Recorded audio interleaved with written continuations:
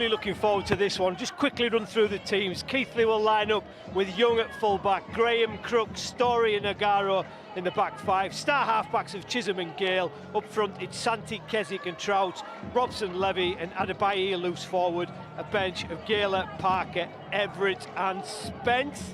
And then the Featherstone star lineup is Aikens at full-back, Briscoe, Hankinson, Hardcastle and Gale. Another quality half-back partnership in Ford and Dean for Featherstone. Up front, the reliable James Lockwood, Wildy and Springer, Day, Taylor and Koza. And a bench of Jones, Kopchak, Yeh and Cooper. At the size of the field, I wouldn't be surprised if Luke Keighley were practicing his kickoffs pre-match. I think he'll be looking for a few 40-20s tonight. 100%. Certainly will. So here we go, game on, first game of the season live on Viaplay, and it's Keighley who'll have the first touch of the ball. Again at dummy half, Lockwood involved in everything. Now Ford with the pass to Hankinson, beats one, beats two, gets the offload out the back door. Absolute quality from the big centre. Probably could have scored himself, but he passed the ball to his winger. Kev Brown just told us how prolific he is, and the first try of the season for Featherstone is to the winger Gareth Gale. Their lead by 4 points to 0. Yeah, and you asked, did he pass a little bit early on the last one? He passed at exactly the right time after beating everyone in front of him. The former Toulouse player Chris Hankinson. That was just a simple play, and it was a one-on-one miss. I think it was Robbie Story who came up with a miss there, Endo, and he'll be disappointed with that. He's a good defender normally. Yeah, absolutely. You know, like I said, I didn't think Featherstone had much opportunity on that left side there. It was man-on-man defence realistically here, but Hankinson, just like you said, beats Story with the footwork, then the right-hand fend on the cover tackle from Levy and gets from Gale, and gets the flick pass there out to Gale. But yeah, they'll be disappointed, Keithy, with their defensive play there, because like you said, it was man-on-man. They should have dealt with that, but great footwork from Hankinson as well. When you look back at it there, the quality to shift the ball from his left hand to his right hand, back to his left, have a fend and then get it away at the right time. Superb centre play. Wildy, pass to Ford looking to Day one-on-one, almost through the tackle, but just about done enough.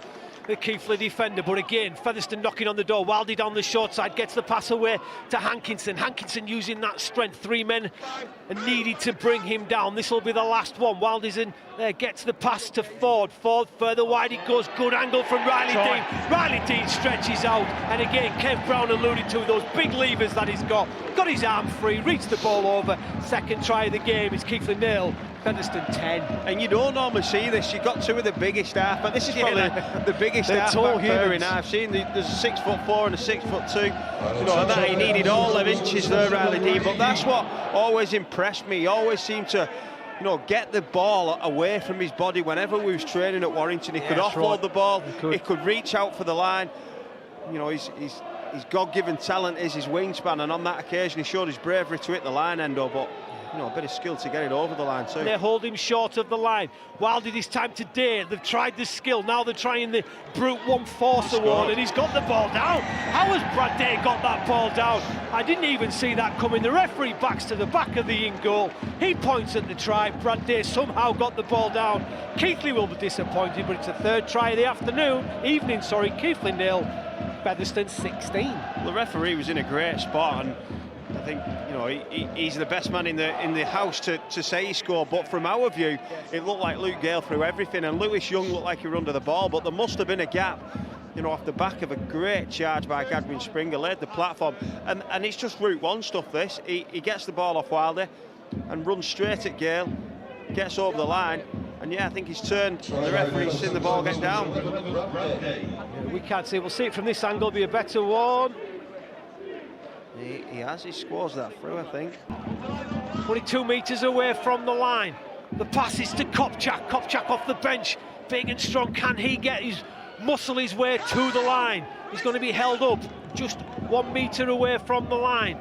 Wildy to Lockwood. Lockwood's over the line, and doesn't he deserve that try? He's just been magnificent from minute 1 as Lockwood, and he gets Featherstone's 4th try of the evening. It's Keighley 0, Featherstone 22. Yeah, well, they've just let the last couple of tries go Route 1 and direct, and again, that was just nothing flash in the play.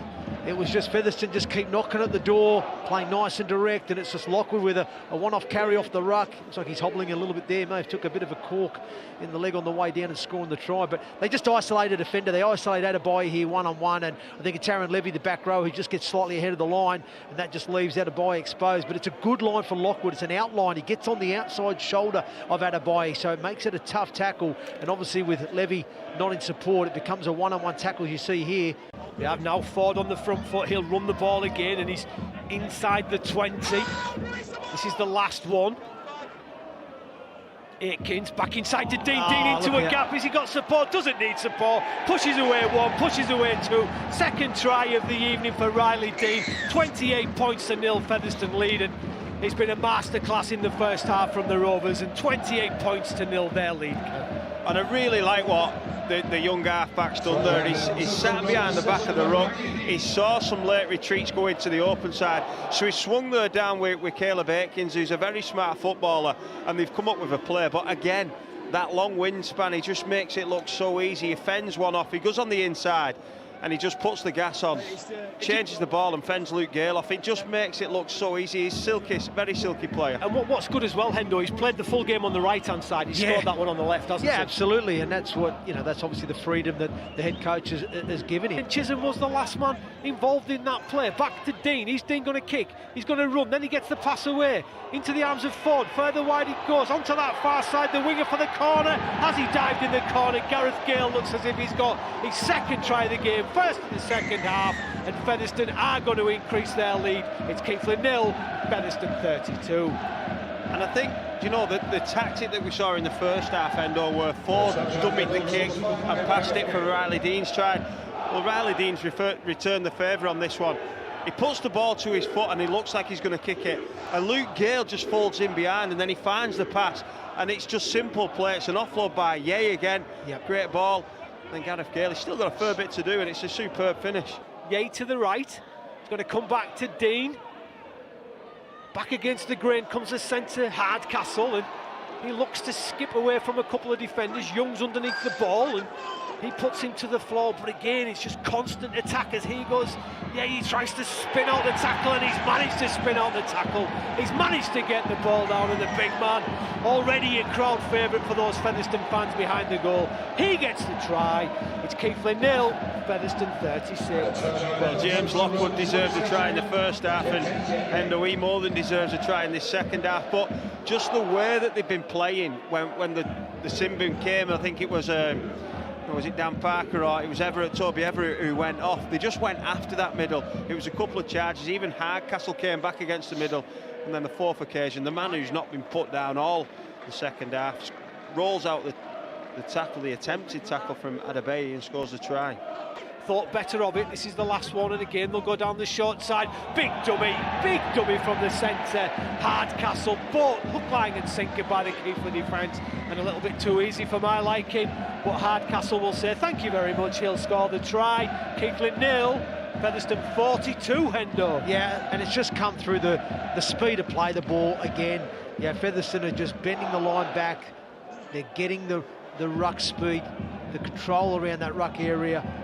And again, it's that speed of play the ball that just catches Keighley unawares. And again, you just look at on that short side, a little bit disconnected. You've got Charlie Graham behind the line. Somebody shoots out. I think it's at Crooks, and Chisholm's going the other way. So the actual line cohesion there is all over the place. But again, it's as a result of the fact that Featherstone are just being, so relentless at just going forward, direct, playing with tempo.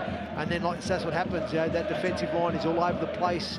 People are just doing their own thing. They're not on the same page, and that's an easy one there for Hardcastle. Always, every time you just see the Featherstone forwards landing on their elbows and knees through the line. George through the line. He's got Aikens on his right-hand side. This will be another try. Aikens too quick, and he shots the ball down under the black dot for the 9th try of the afternoon for Featherstone. Almost shoes and socks off there to count how many tries they've got, but Featherstone increase their lead. It's Keighley 0, Featherstone 48, Aikens with the try. Yeah, great little bit of skill, but put that down to Gadwin Springer. The run off the back fence just to bust open the defence, and then Connor Jones, I think it was, who set off from dummy half, exploited that real quick play of the ball. And it must be great, Hendo, as a hooker, an ex-hooker yourself, to play off such a dominant pack Yeah, absolutely. No, and again, it's been probably something we've seen all evening. We see Jones there supplying the pass to Caleb Aiken, who finishes under the post. And out the back it goes again to Gale. Gale further wide to Chisholm. Chisholm with the little kick. It bounces down. Is it back to one? Referee's going to say play on, and Riley Dean makes the tackle on Ben Crooks, but he hasn't waved the tackle count. There goes the hooter. There goes the hooter. Final score here, 50 points to 0. Quick sum of that up, Hendo. yeah, I think, look, fantastic performance here from Featherstone Rovers. Very professional, very disciplined. Yeah, a really good, complete team performance for me. I think they'll take plenty of confidence from that moving forward into next week. The Cougars, well, welcome to life in the championship. Disappointing result for them and performance overall at home in front of a good crowd here at Cougar Park. But I'm certain that as the season progresses and more time together and more exposure to this level of rugby league football, we'll see improvement in them.